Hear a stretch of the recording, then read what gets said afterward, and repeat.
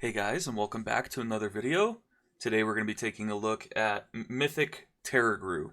So my guild happened to kill this last night, and I just wanted to go through and talk about some things that are different from Heroic, as well as how we ended up playing this fight. Contrary to previous boss videos, I'm going to try and make this one less general and more shadow specific, just because I feel like once you start hitting the mythic bosses, you kind of need to have a pretty good plan and figure out how you're going to play individually. So for the heroic bosses, I felt like I didn't have to talk about shadow specific stuff too much because you could play pretty suboptimally and still be able to kill those bosses. But for these mythic bosses, I feel like it's going to be more beneficial to people if I talk more about like things that they can do specifically to, kill the boss faster as a shadow priest. So not too much has changed between heroic and mythic for the Tarragrue. The couple key things, I'll pause this real quick. The couple key things to talk about are the remnants, or whatever I think they're called, that appear on the ground around the boss. On heroic, there's just one at a time. On mythic, there's two, so there will be two at a time. And then also the effects that they leave on people last for the entire boss fight, right? So if the fire one comes out and you soak 2 stacks of the fire one or whatever, the fire dot that it leaves on you will be ticking on you for the entire boss fight. So that's something to keep in mind. What we ended up doing is the tanks were the only people who would ever take the magic debuffs. So they're the big purple one that spawns. And then pretty much anybody can take the physical debuff. And then we tried to only have at most like 2 stacks of the fire debuff on anybody at a time. Excuse me. So it's important that as a shadow priest, never touch the magic debuff. There's a lot of magic damage that happens, especially when the fire one goes unsoaked. Stuff like that, you take a lot of damage from that. And if you have the magic debuff, you're just going to die really quickly. It's fine to soak some of the physical one, and it's fine to soak a little bit of the fire one. But yeah, obviously don't soak too much, because if I got 4 stacks of the fire debuff on one of these pulls, and 4 stacks of the fire debuff was ticking for 17,000 damage every 2 seconds. And that's not something that anybody can live through, right? So your healers are going to hate you, and you're just going to die if you do that. So if you do decide to soak the fire one, keep in mind that the stacks get applied to you really quickly. So you go stand in there, and it's like, boom, you have 1 stack, boom, you have 2 stacks, boom, you have 3 stacks, right? It doesn't take very long for the stacks to start accruing. So as soon as you step in, keep an eye on it and get ready to step out pretty quickly. And then I want to mention on this unnerving howl or whatever that puts the fear circles around people. It's a magic debuff, as you can see on my raid frames over here. This is just showing that I can dispel it, right? This guy got feared. These people all have the fear on them that they can use, that they can fear other people with, right? And what we ended up doing is ranged should typically be pretty spread out, so there's not a whole lot of danger of getting feared by your fellow ranged people, but the melee are all pretty close to each other usually, so we like to throw mass dispels on the melee group, although you want to mass dispel somewhere where you'll get 5 people dispelled, right? So if there's only 2 melee players with the fear on them still, but there's 5 ranged people with the fear on them, and they're all pretty close to each other, in that case, it's fine to mass dispel the ranged people and let the melee get single dispelled.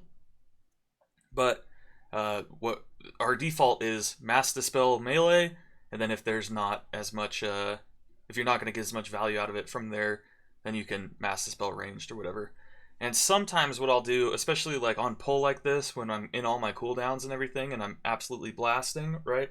Sometimes what I'll do is I am greedy, right? So I don't want people to fear me, so I just drop mass dispel on myself, and then anyone who's near me that might fear me gets dispelled, and I'm fine, right? That's another option. I think the safest play and what you should do for prog is Mass Dispel melee, because it's important that the melee players don't get feared, right? And then what we do, just like on Heroic, we have this floating triangle marker, triangle world marker, where you run behind it if you get the chains on you, and then somebody with the stun immunity power or whatever, or any immunity, will go stand in front of triangle and they'll soak the chains for you. As a Shadow Priest, you don't have anything that would prevent you from dying to the chains, so it is important that you... oh, it's called Predator's Howl. It's important that you get behind... Let me pause real quick. It's important that you get behind the triangle marker. Okay, so right here, this big purple swirly, this is the magic remnant.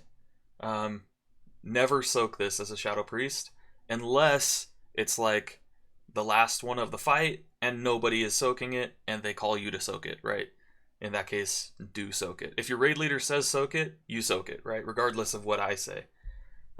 But if you have the choice, avoid these magic remnants. And then we can't really see it from my POV, but there's also a fire remnant out. I think it's over here somewhere behind the boss. That's the other one that you need to be really careful about. It's important that it gets soaked quickly, because anytime no one's in it, it's doing AoE damage to everybody. That hurts pretty bad, actually. So make sure that somebody gets in there fast. And if it so happens to be you, like if it spawns right next to you, just step in and take a couple stacks.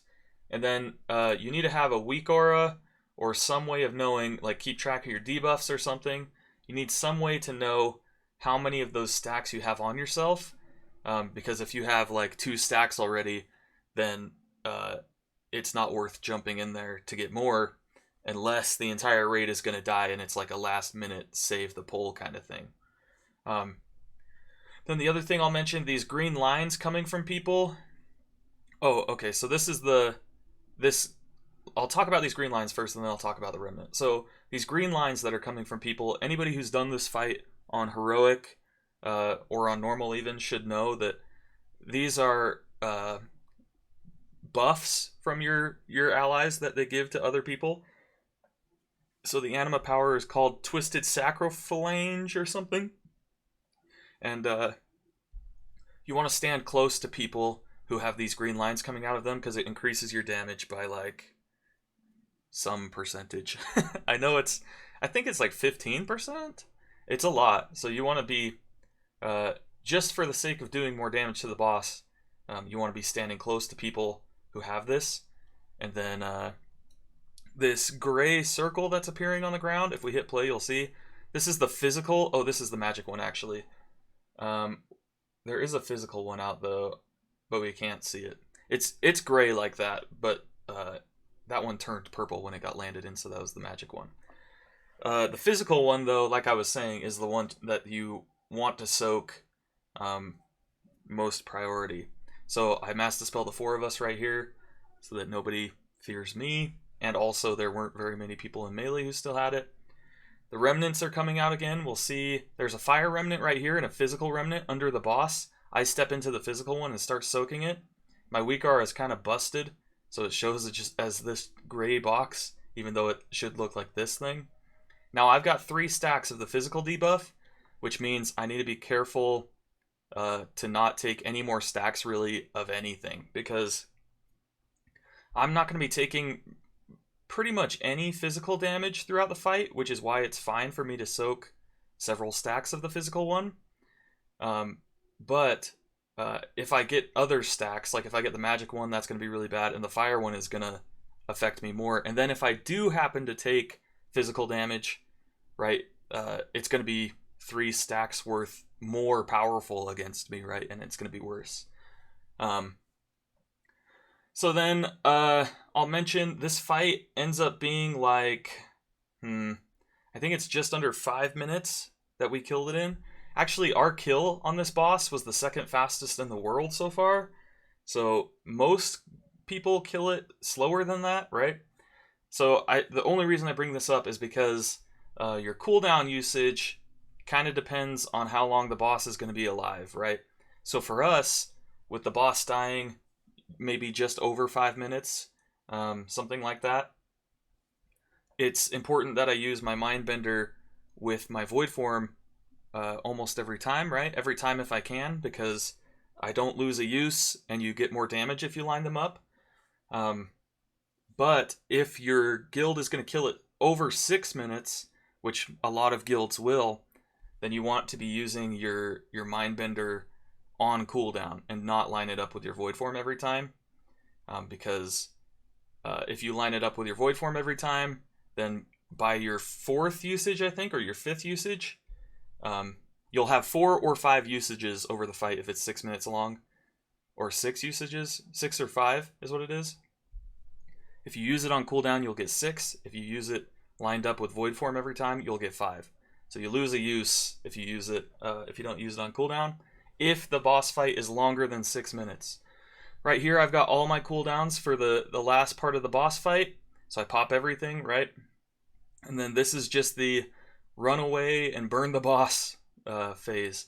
What you can do, and I'll say a warning, you can life grip the tanks here, but be very, very careful, because the boss will one-shot, and you should not life grip the tank to like help them kite unless they ask for it. Because if they're kiting and you life grip them and they just so happen to get too close to the boss and the boss kills them and you guys wipe because of that, that is your fault, right? It's not the tank's fault unless the tank called for it, right?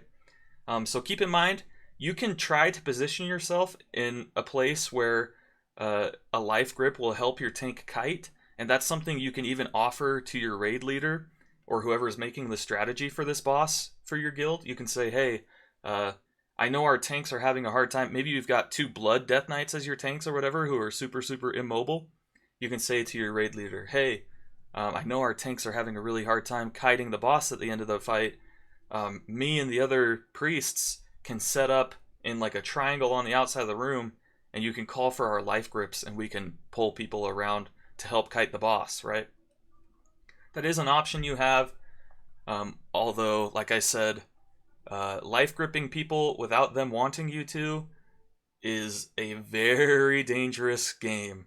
It'll get you kicked out of guilds real quick if you do it badly. So be very, very careful. But it is, like I said, it is an option. There's no real good usages for dispersion in this fight.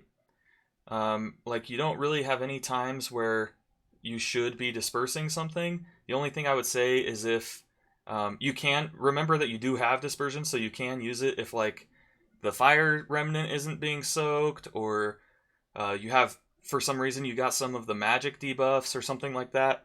In that case, you want to, you still have dispersion to use. But yeah, other than that, that's the entire boss. I'll talk a little bit about Anima Powers now. A lot of people are asking what's the very best Anima Power to have so that I can blast this boss. My answer is, don't worry about your Anima Powers pretty much at all. You want to grab, there are 2 that you never want to get. That's Lumbering Form and 10 of Towers. As far as progression goes, never ever ever get those 2. The Lumbering Form offers like 30% increased primary stat, which a lot of people will look at and be like, oh, that's super sweet, I want to take that one. But do not get it, it's not worth it. And 10 of Towers also gives you a pretty nice buff, but if you die with it, it stuns everybody and then you all wipe, right? Neither of those is worth it for progression. And then beyond that, it's not the Anima Powers. This boss is a joke, right? There are going to be people out there who re-roll their powers over and over and over again until they get like the absolute perfect setup, and then they're just going to blast the boss. As far as progression is concerned, picking a suboptimal power versus the absolute best power is such a small difference that it's not worth re-rolling your powers. It's not worth stressing out about, oh crap, I only got a 12% haste power. Does that mean I'm going to do really bad damage on this fight? The answer is, it doesn't matter, right? This boss, the DPS checks are not super hard. You should be going for damage powers. So you should be getting any intellect powers you can that aren't 10 of Towers or Lumbering Form. And then you should be getting any stat powers that you can. Mastery and Haste are really good. We like both of those a lot. The Acid Globule power is really good. And then you can also get like some defensive powers as well. That would be helpful for your guild to kill the boss as well. Like the 90% reduced AoE damage means that you can just stand in the Hungering Mists instead of running to all the safe spots. That would be helpful for your DPS. Stuff like that. So to wrap up this video, I just want to say thanks for watching. If you liked the video, make sure you leave a like. If you really liked it, feel free to subscribe. I'll be doing more of these videos on the future bosses as we kill them. At the time of recording this, we've killed this boss. Excuse me, we've killed this boss and the 2 after it. So I'll be posting videos about the Eye of the Jailer and what's the 3rd boss? The 9. I'll be posting videos about those 3, including this one, in the coming days. So keep an eye out for those. And then check the description for links to like my Twitch and my Discord and everything. And I'll see you guys in the next video. Peace.